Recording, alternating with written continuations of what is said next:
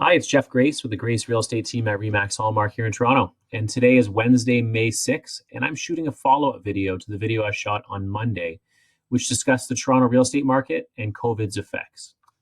I want to start off by going over a couple online articles that were sent to me by clients. This one here was sent to me by John. John, thanks for sending it over. And it says that the house prices in Canada could drop by up to 30%. Catherine sent me this article here that says CMHC feels it could be a number of years before house prices return to pre-COVID level. And what I wanted to do was go over the Toronto Real Estate Board's most recent market charts. What you have to understand is we sell homes in Toronto. We don't sell homes across Canada, nor across Ontario. We're licensed for that, but we pretty much focus on the GTA.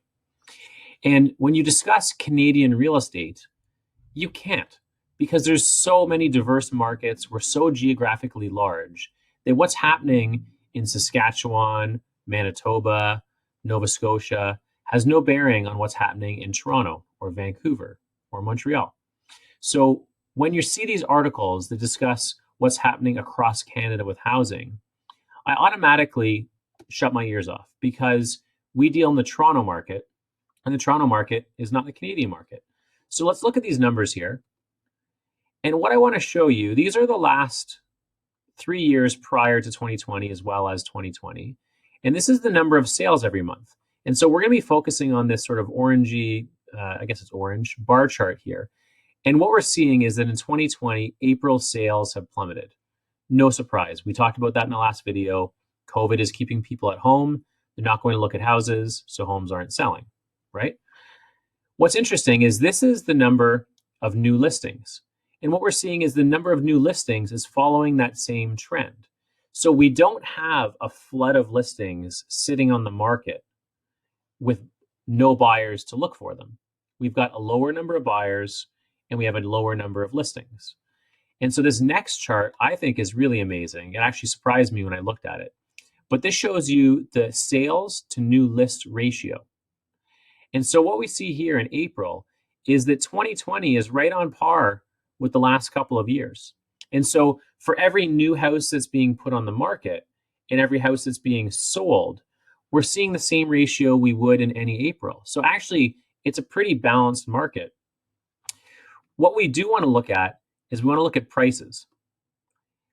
And what we see here is month over month.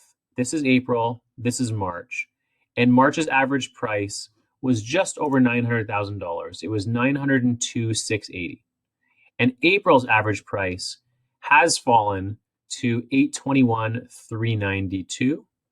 Now, March was only about 50% affected by COVID. So if we look at February's price, February's average price was $910. So the average price was $910 prior to COVID. We're now at $821. That's not really erasing that drop from 900 and change to 821, that $80,000 drop, or just less than 10%, is not erasing years and years of market appreciation. In fact, you can see that the prices began to rise from January to February.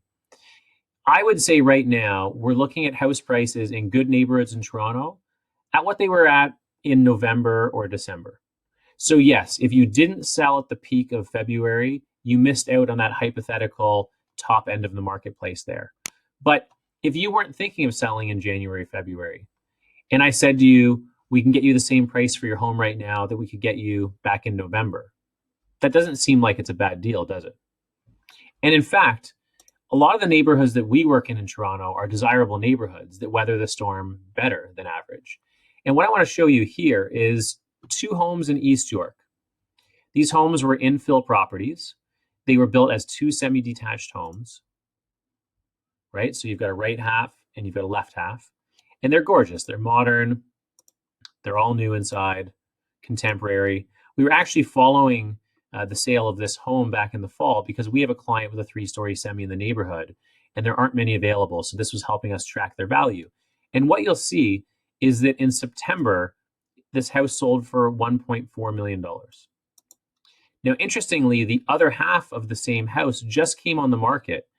It was listed on April 20th, and it sold 8 days later for $1,460,000. So here's exact proof that This home sold for $60,000 more than its identical twin next door from back in September. So while you're reading articles saying that house prices are going to crash 30% and prices won't bounce back to pre-COVID levels for a number of years, keep in mind newspapers obviously want clicks and they want readership. And they also are reporting on a Canadian market. And frankly, I can't speak about other cities. Maybe there are other cities out there that are having a really tough time with the prices dropping 30%, but not in the market that we work in Toronto. Our market's strong. Our market doesn't drop as quickly, it doesn't drop as far, and it actually rebounds more quickly than most markets. So as I said in my previous video, we're actually seeing the number of showings begin to increase slowly. The market's not on fire, but it looks like the worst is behind us and we're slowly going to work our way out of this COVID real estate market. And what that means is if you're looking to buy a house right now, I think we've reached the bottom. I don't know 100%, but from everything that I'm seeing, it looks like we've reached the bottom. The panic selling has stopped. The market has reset to a new price range and buyers are cautiously moving forward. Now, is it the best time to sell your house? Probably not, because accommodating showings can be difficult. Obviously, with COVID still out there, there are health concerns. But if you have to sell your house right now, we can do it, and we can do it safely, and we can still get you a great price.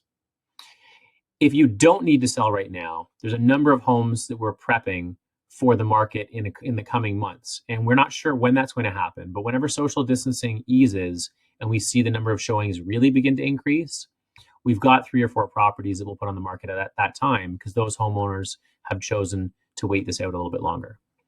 If you're a buyer, this is a great opportunity. If you're a first-time buyer, if you're an investor, if you're moving up to a larger home and you don't need to sell your current property and you'd like to keep it as a rental, buying in this dip when your prices are 7 or 8% reduced, you might be able to save yourself $100,000 over what that house was worth a few months ago. And I think by the time we get to the fall market and at the very latest, the beginning of next spring market, the prices are going to be right back to where they were. So I think there's going to be a lot of people that look back at this time and period and regret not making a purchase. Now, if you have to sell a property in order to buy one right now, you'll be purchasing at a COVID discount, but you'll also be selling at a COVID discount. And the great opportunity there is if you're moving up, if you're selling a condo that's $500,000, $600,000, $700,000, $800,000 and getting into a larger condo or home that's costing 1.2, 1.4, 1.6, or even greater numbers, if you're selling a home at 1.4 and buying at 2.5, 3, there's going to be larger savings on the property you're purchasing than you have to give to your buyers. And if you don't have a property to sell, then it's a win because you're buying at these discounted COVID prices and you don't have to give a discount on a property because you're not selling anything. So I hope that gives a bit of an overview. Pay attention to the articles you're reading and what they're saying. Look at the actual data that's being provided through sales and consider, is there an opportunity for me here? I know it's tough. I know there's a lot of people out of work. I know the stock market's plummeted and a lot of people's savings. So there's a lot of uncertainty right now. So not everyone will be able to take advantage of this market. But if you're in a situation where you can, I would be thinking heavily about looking at what options are in front of you right now. So give us a call, 416-319-4761, or jump onto gracehomes.com. All our agents' profiles are there, so you can pick your favorite agent and send them a message that way. Happy to hear. We're always here to serve you. And as the showing numbers continue to be released, I'll give more updates tracking the number of showings so that we can understand where the market's heading. Have a great day.